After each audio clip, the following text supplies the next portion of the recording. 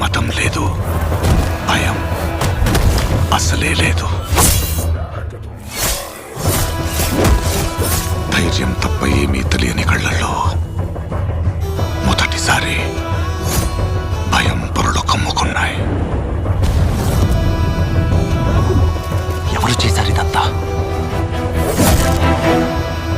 సానా పెద్ద కథ సామి. రక్తంతో సంద్రమే ఇరుపెక్కిన కథ మా దేవర కథ.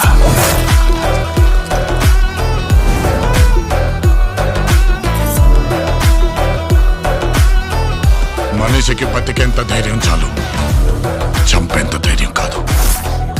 కాదు కూడదు అని మీరు మళ్ళీ ఆ ధైర్యాన్ని కూడగలిగితే